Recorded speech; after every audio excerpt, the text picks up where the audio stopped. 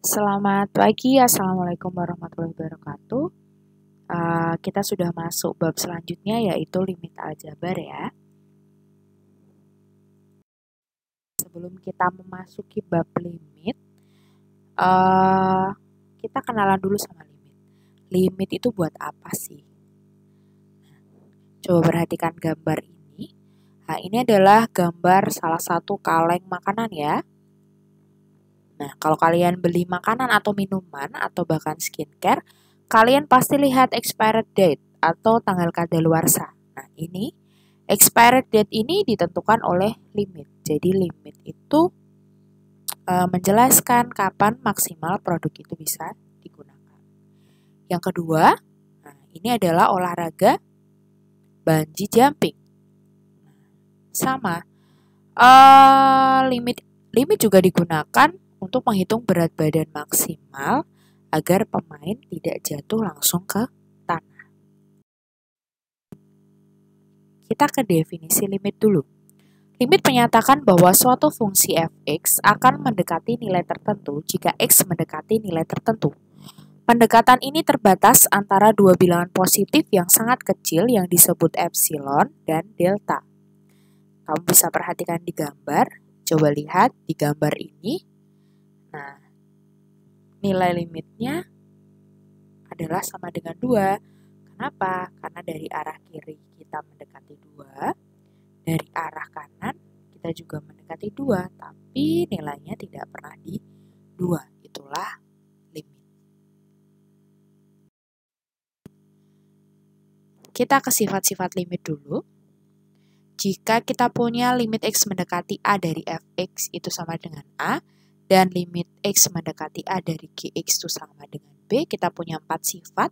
Yang pertama, kalau dikalikan limit x mendekati a, k kali fx, itu kita bisa kerjakan limitnya dulu, baru dikalikan dengan konstanta.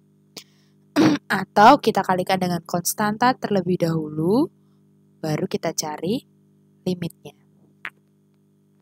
Yang kedua, ini tentang penjumlahan dan pengurangan.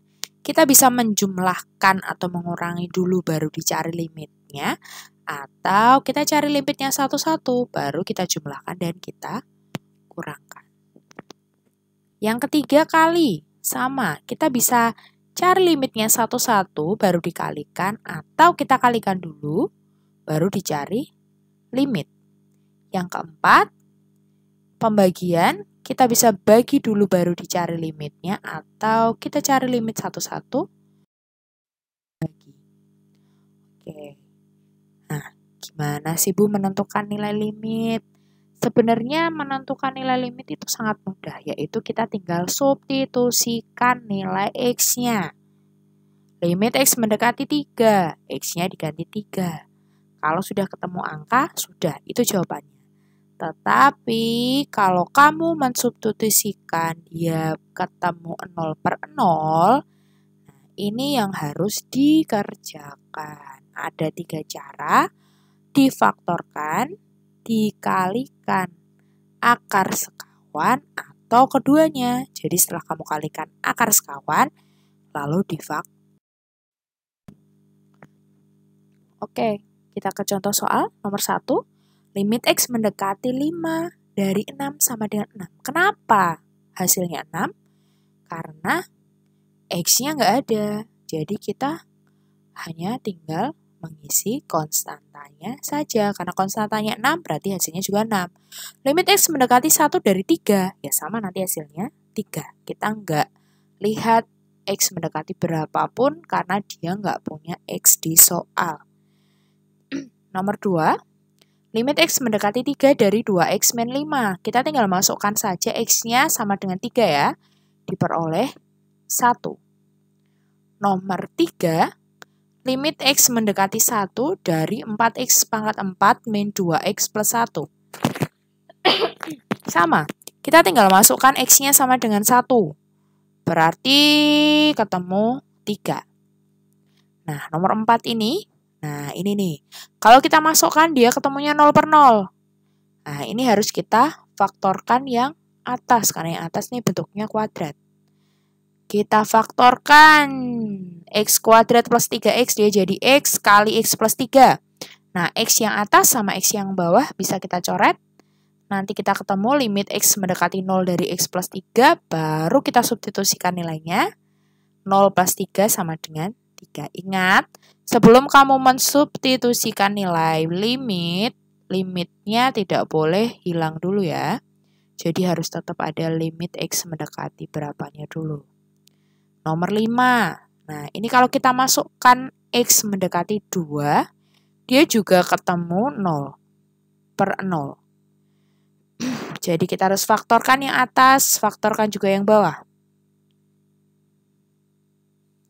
Faktorkan yang atas, faktorkan yang bawah, X min 2-nya sama kita coret. Baru kita masukkan 2-nya, ketemu min 1.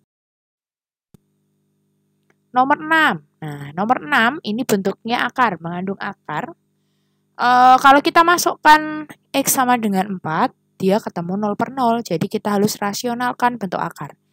Yang dirasionalkan yang mana? Yang punya akar. Akar X min 2. Rasionalnya berarti dikalikan akar X plus 2 per akar X plus 2. Nah, kita kalikan, kita hitung. Yang atas kalau kita hitung, kamu masih ingat kan? A plus B kali A min B, dia ketemunya A kuadrat min B kuadrat. Jadi yang atas ketemu X min 4, yang bawah tetap ya X min 4 kali akar X plus 2. X min 4-nya kita coret, baru 4-nya kita masukkan. Jadi ketemunya 1 per 4. Nomor 7 sama.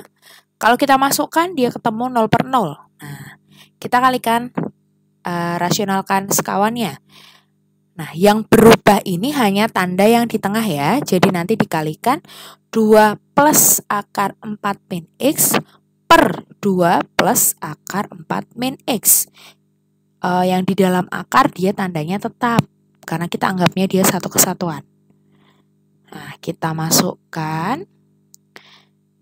Nah, ada yang bisa dicoret X-nya ya. Nah, dia ketemunya 1. Oke, sekarang kita latihan soal, kerjakan di buku tugas. Nah, jawabannya kamu kasih tanda biar saya ngoreksinya cepat. Nanti saya buka assignment, bisa dikirim di situ. Oke. Ada 10 soal, silahkan dicoba. Bisa di screenshot dulu, biar tidak geser-geser videonya. Jawaban akhirnya silahkan dikotai atau diwarnai atau distabilo atau diberi tanda supaya saya nanti mengoreksinya mudah.